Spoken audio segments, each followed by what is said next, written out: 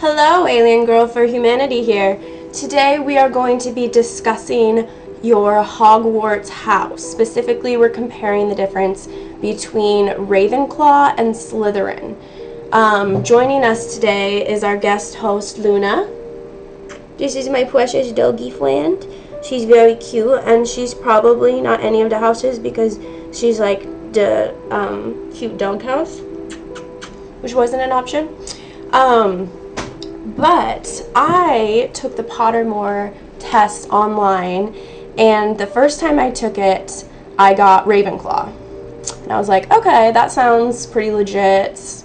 They're like smart and witty. And then the second time I took it, because I registered with a new email address, because of course, I got Slytherin. And then the next two times I got Slytherin, and then the next time I got Ravenclaw. So it got me thinking about the difference between Ravenclaw and Slytherin, because in some ways they can be quite similar depending on the character.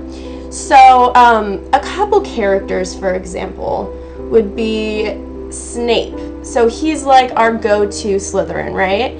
But one of the traits about Slytherin is that they are self-serving and that they are goal-oriented and want to achieve and get glory and acknowledgement for their achievements.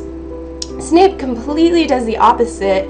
In his obsession with Lily Potter, he dedicates his entire life to helping Harry succeed and stay safe, when he doesn't get any credit for that, and he doesn't tell anyone. He tells Dumbledore not to tell anyone, and Dumbledore says, okay, the best thing that you'll ever do in your life, you want to keep a secret. I don't know why, but I'll honor it. So that's one character who kind of defies the definition of the house that they're in, while still showing similarities of that house in other areas. So the next character that doesn't really fit is Gilderoy Lockhart. Are you freaking kidding me? Gilderoy is a total phony. He's deceptive. He's dishonest. He doesn't really show his intellect or wit anywhere in the book, and he just wants attention. That's all he wants, is to get attention and to be famous. And those traits are usually attributed to Slytherin, but he is classified as Ravenclaw. Also, Quinius Quirrell is completely deceptive in that he's, bringing in the Dark Lord by accepting his head on his body, the back of his head. I'm not really sure exactly how that worked out, but yeah, he lied to everyone. He feigned patheticness to try to gain trust, and those qualities you would associate with Slytherin. The next thing I want to look at are the house mascots. So the Ravenclaw mascot is the eagle, which in the Pottermore website says the eagle, it soars above the rest. And that's kind of funny because you would think of an eagle as being like something that is powerful and achieves a lot, yet that's the Ravenclaw symbol. And Slytherin, their symbol is obviously the snake, which is the wisest of creatures, is how it is described on Pottermore website. So the wisest of creatures, yet it's the Ravenclaw house that's known for being wise. So there's a lot of crossover between the two houses, just like I'm sure you could find similarities between all of the houses in some way. But I was particularly interested in these two because I seem to fit in either category. So there's a lot of similarities, but let's look at the differences.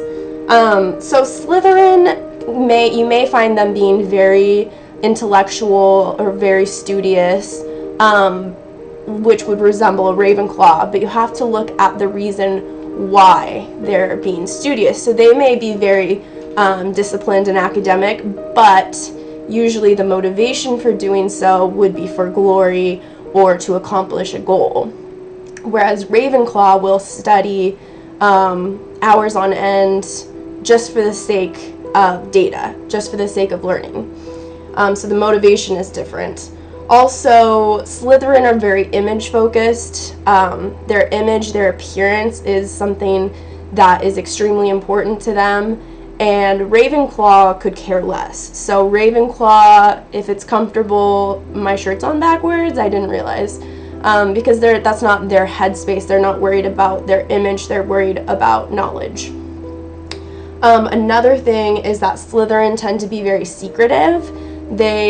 You'll see examples of that, like Draco Malfoy, for example. Like, he doesn't want to outright say that he is obsessed with Quidditch, but then, you know, acts on this need to be the best Quidditch player. So his goals may be obvious, but he's not going to outright say it, whereas a Ravenclaw is going to be more forthright in their goals and desires. So that's just like one difference. And then also a big one is that Slytherin are very elitist, obviously with the whole mudblood thing. And Ravenclaw tend to be very accepting, and they don't have cliques or have elitism. They see everyone as unique and individual and respect that individuality. Also, they might both be blunt, but Slytherin are going to be more strategic about being blunt. They're going to say something rude because they want to hurt the person they're talking to, whereas a Ravenclaw is blunt, but that's just because they value the truth. So they're going to be accidentally rude because they're just being honest, whereas the Slytherin is going to be more aware of how their bluntness could hurt someone's feelings because they're very aware of how people will react to the things that they say. So all that in mind, I still don't know what house I'm in. I'm probably a Slytherin, just because I am very goal-oriented and I spend a lot of time on my image, so those things kind of make me seem more Slytherin, and I have a very intense personality, which seems more Slytherin.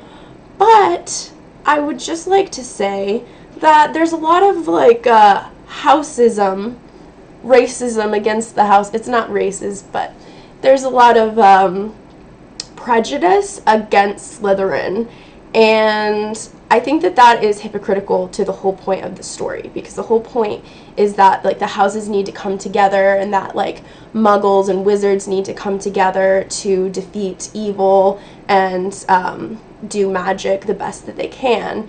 But then Slytherin are constantly being represented in a negative light, almost like they're inherently evil instead of just producing evil wizards.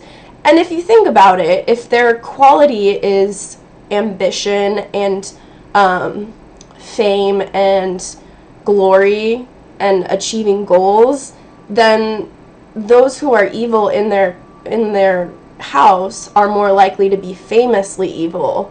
Whereas like there could be other people in other houses that are equally evil, they just don't get fame from it. Like, for example, Quirrell, who was totally evil, he was working directly with Lord Voldemort, but he didn't exactly get like glory or fame from it. So I don't know. I mean, that's just like one point to make pro Slytherin. But also, I wish there would have been more redemptive characters in Slytherin to show that it is about character and that any house can produce good wizards. So let me know what you think of my analysis. Please subscribe to my channel. Also, let me know what house you're in. And yeah, we'll talk next time. Peace.